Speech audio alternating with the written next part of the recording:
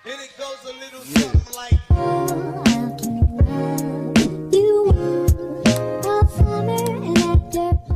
Hai teman-teman, perkenalkan nama saya Niko Mandis Dramayanti. Pada kesempatan ini saya akan menjelaskan tentang untuk tips membuat pembukuan keuangan dalam bisnis online. Jadi kenapa pembukuan keuangan dalam bisnis online? Karena dalam bisnis online itu ada beberapa pasti yang dilakukan oleh anak muda atau beberapa orang yang belum mengetahui tentang pembukuan keuangan. Jadi kenapa pembukuan keuangan itu penting kali. Karena kalau tidak ada pembukuan keuangan dalam bisnis online, suatu bisnis tersebut pastinya akan mengalami kegagalan. Karena dari pembukuan keuangan tersebut akan tercatat berapa keuntungan dan kerugian yang akan didapatkan oleh bisnis tersebut. Jadi, misalnya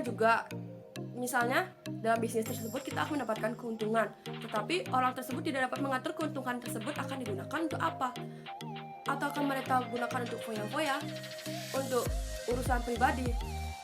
Jadi di mana modal yang akan digunakan untuk mengatur bisnis mereka? Modal itu penting. Tidak banyak cincong, kita akan lanjutkan untuk menjelaskan bagaimana pembuatan pembukaan keuangan tersebut. Jadi nonton sampai habis ya. Tips pembukuan keuangan dalam memulai suatu bisnis online. Jadi dalam memulai pembukuan keuangan ini, saya akan menjelaskan beberapa materi, yaitu yang pertama pengertian, yang kedua pentingnya pembukuan, yang ketiga cara membuat laporan keuangan tersebut. Yang pertama yaitu pastikan ada yang belum tahu apa itu pembukuan keuangan. Jadi dalam pembukuan keuangan tersebut yaitu proses pencatatan atas transaksi keuangan dari perusahaan yang dimulai dari pencatatan bukti, transaksi, jurnal, buku besar, dan penyusunan laporan keuangan. Oke teman-teman, jadi saya lanjutkan ya. Dimana kenapa pembukuan keuangan itu penting? Jadi kesalahan yang kerap dilakukan oleh suatu bisnis yaitu mencampur adukan keuangan, dimana biasanya bagi mereka yang para pemula merasa kebingungan untuk memisahkan antara keuangan perusahaan atau keuangan untuk bisnis mereka atau untuk keuangan dari kebutuhan pribadi. Jadi dengan begitu maka terjadi kerancuan keuangan. Untuk itu, untuk sekecil apapun usaha yang akan mereka jalankan, tentunya mereka harus tetap melakukan suatu pembukuan keuangan tersebut. Jadi terdapat beberapa manfaat dari pembukuan keuangan. Yang pertama, dapat minimalisir risiko kehilangan produk, aset, dan juga uang. Yang kedua, yaitu bisa mengetahui kewajiban pajak akibat bisnis yang dijalani.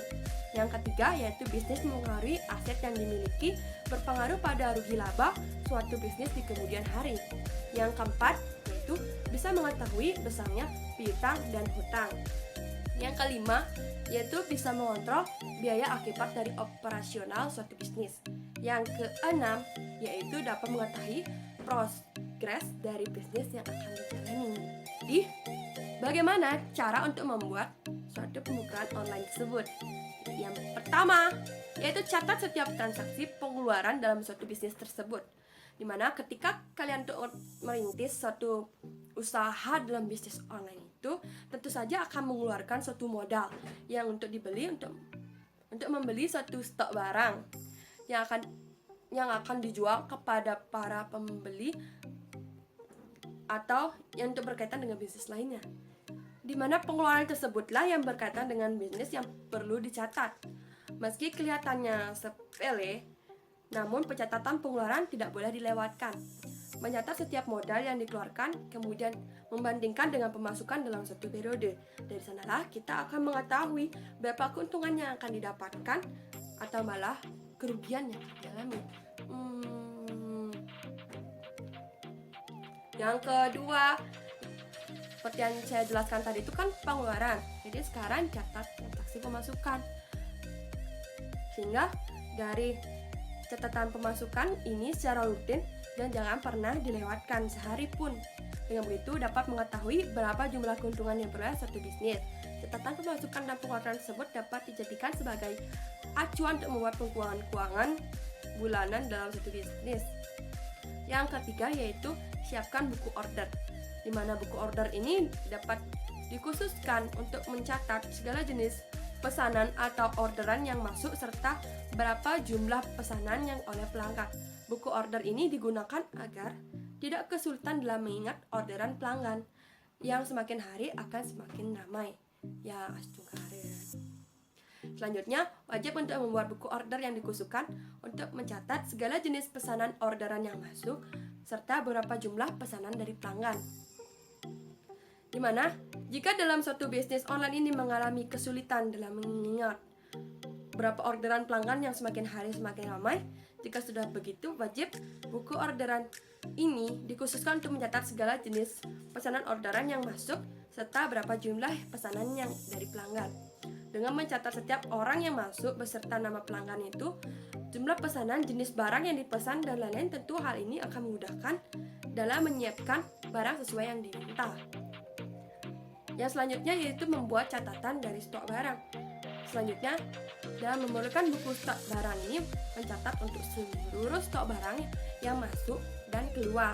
Dengan mencatat stok yang masuk dan keluar ini, dimana tentu akan memudahkan untuk memonitoring jumlah stok barang yang masih tersedia dan bisa segera mungkin melakukan restock terhadap barang yang hanya tersisa sedikit atau stoknya itu sudah habis. Untuk selanjutnya yaitu tantangan di bisnis online shop.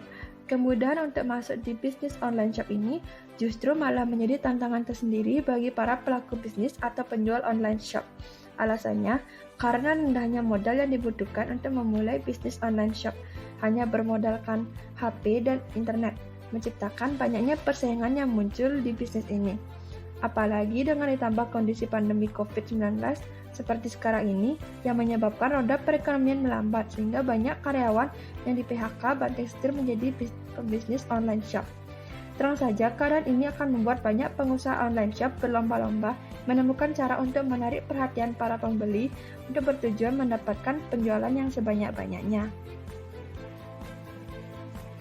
Yang selanjutnya yaitu menciptakan keunggulan bersaing. Dalam menciptakan keunggulan bersaing ini, sebagaimana yang mungkin sudah kita ketahui bersama, persaingan para pembisnis online shop di marketplace sudah sangat diminati oleh masyarakat. Mayoritas mengeluarkan jurus andalan untuk memenangkan persaingan yang sama, seperti menurunkan harga. Sebenarnya, terdapat beberapa cara lain yang dapat digunakan untuk menarik minat pembeli seperti branding atau menawarkan nilai tambah lain dari produk dalam usaha tersebut. Tetapi, jika tujuan usaha yang dijalani tersebut menghasilkan penjualan secepat mungkin, maka dengan menurunkan harga merupakan suatu hal yang sangat disukai oleh semua pembeli.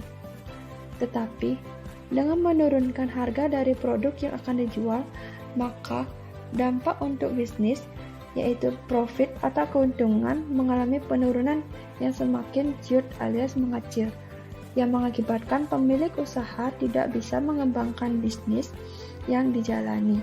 Apalagi jika ditambah ketidakhadiran pembukuan keuangan bisnis, dapat dipastikan bahwa usaha yang dijalani tersebut akan mengalami kebangkrutan.